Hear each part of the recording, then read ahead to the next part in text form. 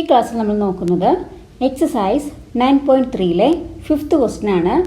Find the height of the cylinder whose volume is 1.54 metre cube and diameter of the base is 140 centimetre.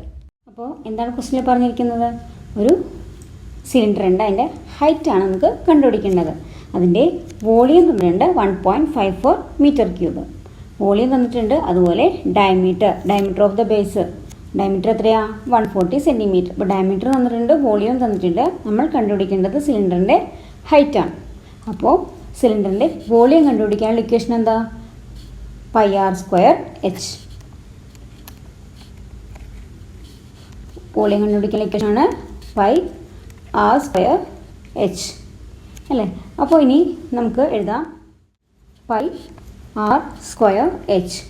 ഈ വോളിയമാണ് തന്നിരിക്കുന്ന ഈ 1.54. അപ്പോൾ πr² is equal to 1.54 metre cube. അപ്പോൾ വോളിയമാണ് തന്നിരിക്കുന്നത്. വോളിയത്തിന് സിലിണ്ടറിൻ്റെ volume കാണാനുള്ള ഇക്വേഷനാണ് πr²h. അതായത് πr²h ആണ് ഈ 1.54 മീറ്റർ ക്യൂബ്. ഇനി നമുക്കിതിൽ ഡയമീറ്റർ തന്നിട്ടുണ്ട്. ഡയമീറ്റർ എത്രയാണ്? 140 സെൻറ്റിമീറ്റർ. അപ്പോൾ അതിൽ നിന്ന് നമുക്ക് എന്ത് കണ്ടുപിടിക്കാം? റേഡിയസ് എന്ന് പറയുമ്പോൾ ഡയമീറ്റർ ഡിവൈഡഡ് ബൈ 2 ആണ് റേഡിയസ്. അതായത് 140 ഡിവൈഡഡ് ബൈ 2. ഡയമീറ്ററിൻ്റെ പകുതി ആയിരിക്കും റേഡിയസ്. അപ്പോൾ 140 ഡിവൈഡ് ബൈ 2 എന്ന് പറയുമ്പോൾ 2 ഇതിൽ 7 2s are 14. അപ്പോൾ 70 സെൻറ്റിമീറ്റർ അല്ലേ? അപ്പോൾ റേഡിയസ് എത്ര കിട്ടി? 70 സെൻറ്റിമീറ്റർ. പക്ഷേ നമുക്കിവിടെ തന്നിരിക്കുന്നത് വോളിയം എന്തിലാണ്? മീറ്ററിലാണ് തന്നിരിക്കുന്നത്.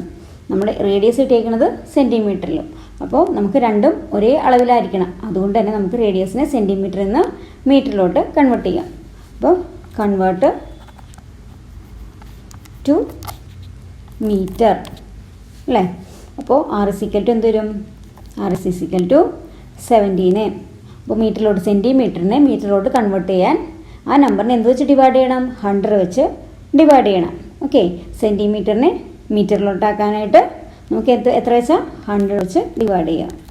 70 divide by 100. 0 cancel. So 7/10 metre. അപ്പോൾ റേഡിയസ് എത്ര കിട്ടി? 7/10 മീറ്റർ. മനസ്സിലായല്ലോ? ഇനി നമുക്ക് ഈ ഇക്വേഷനിൽ ഇത് അപ്ലൈ ചെയ്ത് കൊടുക്കാം. പൈയുടെ വാല്യൂ 22/7 ഇൻറ്റു r². r എത്രയായിരുന്നു? 7/10. 7/10 2 ടൈംസ് വേണം അല്ലേ? സ്ക്വയർ എന്ന് പറയുമ്പോൾ 2 ടൈംസ്. അപ്പോൾ 7/10 ഇൻറ്റു 7/10. h ആണ് കണ്ടുപിടിക്കേണ്ടത്. So h is equal to 1.54. ഇനി ഈ 7 ക്യാൻസലാകും. ഇനി 10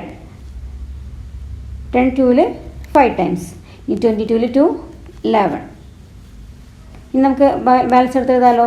11 ഉണ്ട്, ഇവിടെ 7 ഉണ്ട് അല്ലേ? ഇവിടെ 11 ഉണ്ട്, ഇവിടെ 7 ഉണ്ട്.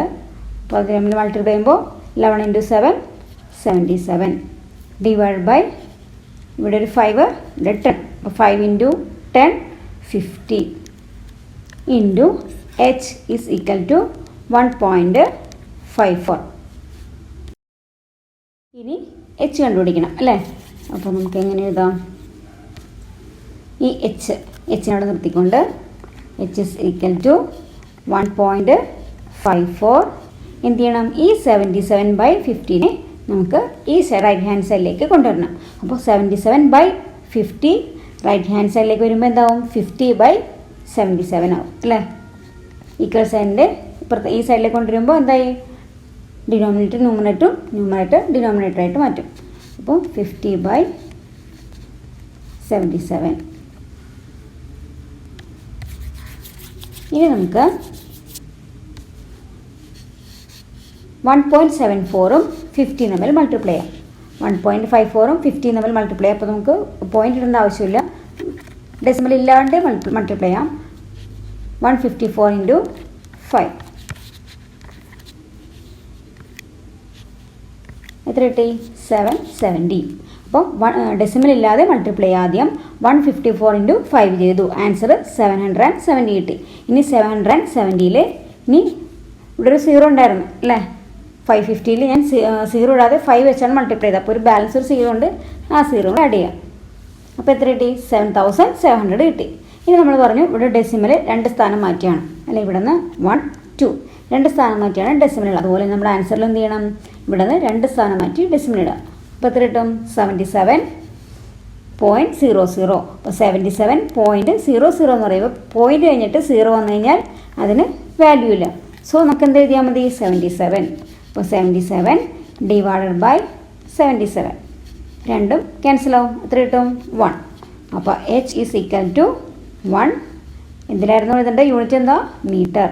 അപ്പോൾ height is equal to 1 metre കിട്ടി. മനസ്സിലായില്ലേ? ഇതൊന്നും കൂടെ നോക്കിയേ. 1.54 ഇൻറ്റു 50 ഇത് 50 എന്ന് പറയുമ്പോൾ നമുക്ക് ആദ്യം 154 ഇൻറ്റു 5 ചെയ്യുക. ഇതുപോലെ കണ്ടോ? 154 ഇൻറ്റു 5 ചെയ്യുക. എന്നിട്ട് ആൻസർ കിട്ടിയത് ഇവിടെ ഒരു 0 ഉണ്ട്, ഇവിടെ ഒരു 0 ഉണ്ട്. അതാണ് ലാസ്റ്റ് ഒരു 0 കൊണ്ട് ആഡ് ചെയ്ത് കൊടുത്തത്. അതിനുള്ളിൽ ചേർത്ത് കൊടുത്തു. അതിനുശേഷം നമുക്ക് എത്ര ഡെസിമലാണ്? ഇവിടെ നിന്ന് 2 സ്ഥാനം മാറ്റിയാണ് ഡെസിമൽ ഉള്ളത്. സോ നമ്പറിലും 2 നമ്പർ കഴിഞ്ഞിട്ട് ഇതുപോലെ ഡെസിമൽ കൊടുക്കാം. അപ്പോൾ എത്ര കിട്ടി? 77.00. പോയിന്റ് കഴിഞ്ഞാൽ 00 എന്ന് കഴിഞ്ഞാൽ അതിന് വാല്യൂ ഇല്ല. സോ നമ്മുടെ ആൻസർ 77. അപ്പോൾ 77 ഡിവൈഡ് ബൈ 77 കിട്ടി. അതിൽ 2 വെട്ടിപ്പോവും. Answer is 1. ഓക്കെ. അപ്പോൾ ഈ പ്രോബ്ലം നിങ്ങൾക്ക് മനസ്സിലായെന്ന് കരുതുന്നു. അപ്പോൾ എൻ്റെ ഈ ചാനൽ സബ്സ്ക്രൈബ് ചെയ്യാത്തവർ സബ്സ്ക്രൈബ് ചെയ്യുക, നിങ്ങളുടെ ഫ്രണ്ട്സിന് ഷെയർ ചെയ്യുക. Okay, thank you.